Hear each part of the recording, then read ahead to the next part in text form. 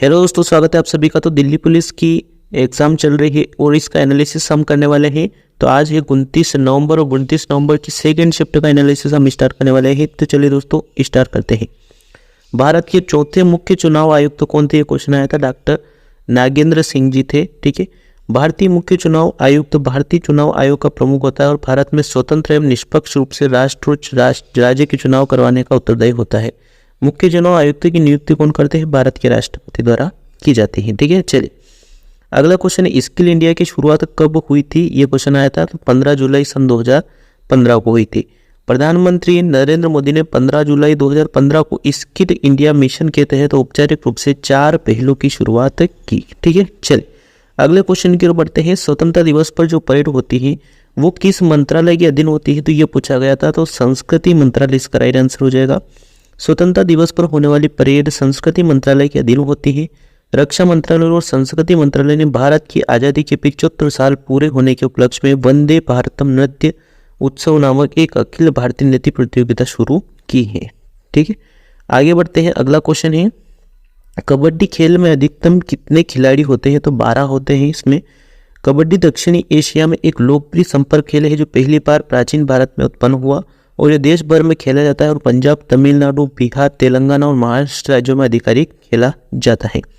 अगले क्वेश्चन की ओर बढ़ते हैं। प्रधानमंत्री कौशल विकास योजना की शुरुआत कब हुई? 15 जुलाई 2015 को। ठीक है, भारत की सबसे बड़ी कौशल प्रमाणन योजना प्रधानमंत्री कौशल विकास योजना 15 जुलाई 2015 विश्व युवा कौशल दिवस पर शुरू की गई। इसका लक्ष्य कौशल प्रमाणन के लिए युवाओं को मौद्रिक पुरस्कार प्रदान करके मुफ्त अल्पकालिक कौशल प्रशिक्षण प्रदान करके देश में कौशल विकास को प्रोत्साहित को बढ़ावा देना है। ठीक है, अगला क्वेश्चन है, सपेरा जनजाति द्वारा किया जाने वाला नृत्य कौन सा है? तो ये है कालबेलिया नृत्य। ठीक है, कालबेलिया नृत्य राजस्थान का एक लोक नृत्य है जिसे सपेरा डांस या स्नेक चार्मर डांस के नाम से जाना जाता है। इसे मुख्य रूप से कालबेलिया नामक राजस्थानी जनजाति द्वारा किया जाता है। आगे बढ़ते हैं। अगला क्वेश्चन पूछा गया कि मुगल काल में कर लेने वालों को क्या कहते थे? तो जमींदार कहते थे। ठीक है, मुगल काल में कर वसूलने वाले को जमींदार कहा जाता था। मुगल साम्राज्य की आय का मुख्य स्रोत किसानों की उपज पर कर था। ठीक है, आगे बढ़ते हैं। अगला क्वेश्चन पूछा गया कि थारू जनजाति कहाँ पाई जाती है? तो ये गोरखपुर में पाई जाती है। थारू जनजाति हिमालय की दक्षिणी तलहटी के लिए एक स्वदेशी जातीय समूह है। ठीक है, आगे बढ़ते हैं। अगला क्वेश्चन पूछा गया कि छठ पर्व कहाँ मनाया जाता है? तो ये बिहार, झारखंड और उत्तर प्रदेश में मनाया जाता है। छठ पूजा बिहार, झारखंड और उत्तर प्रदेश राज्यों में मनाई जाती है। यह त्योहार हिंदू चंद्र विक्रम संवत पंचाग के कार्तिक माह में मनाया जाता है।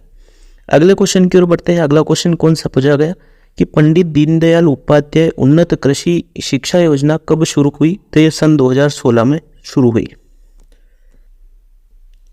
पंडित दीनदयाल उपाध्याय उन्नत कृषि योजना शिक्षा योजना उद्देश्य कृषि शिक्षा को बढ़ावा देना है और इसे वर्ष 2016 में लॉन्च किया गया था। ठीक है, चलिए आगे बढ़ते हैं। अगला क्वेश्चन पूछा गया कि राजस्व घाटा क्या है? तो ये राजस्व प्राप्तियों पर सरकार के राजस्व व्यय का आधिक्य है। ठीक है, राजस्व का अर्थ आय या कमाई और घाटा का अर्थ है कमी। राजस्व घाटा एक ऐसी स्थिति जहाँ व्यय आय से अधिक होता है। ठीक है, चलिए बढ़ते हैं अगले क्वेश्चन की ओर। भारतीय संविधान के अनुच्छेद 139 किसका उल्लेख करता है? कुछ नियम जारी करने के लिए सर्वोच्च न्यायालय को शक्तियां प्रदान करता है। ठीक है, अनुच्छेद 139 सर्वोच्च न्यायालय को कुछ रीत जारी करने की शक्तियां देता है। आगे बढ़ते हैं। अगला क्वेश्चन है हमारा, लोधी वंश के समय की इमारतें किस आकृति की थी? तो एक थी चौकोर और अष्टकोणीय। ठीक है, लोधी वंश के समय में बनी इमारत चौकोर और अष्टकोणीय मकबरे शामिल हैं। ठीक है, आगे बढ़ते हैं। अगला क्वेश्चन है, डांगी नृत्य किस राज्य में से संबंधित है? हिमाचल प्रदेश से है। डांगी नृत्य हिमाचल प्रदेश से संबंधित है। ठीक है, अगला क्वेश्चन पूछा गया कि कौन सा एक यौगिक है? तो हाइड्रोजन सल्फाइड। इस प्रकार से क्वेश्चन आया था। अंडर 19 महिला T20 विश्व कप 2023 कहाँ हुआ? दक्षिण अफ्रीका में हुआ। ठीक है, चलिए आज का हमारा लास्ट क्वेश्चन इसमें, एशिया में पहली बार ओलंपिक कब और कहाँ पर आयोजित किया गया था? 10 से 24 अक्टूबर 1964 को टोक्यो में हुआ था। ठीक है दोस्तों, मिलते हैं नेक्स्ट वीडियो में।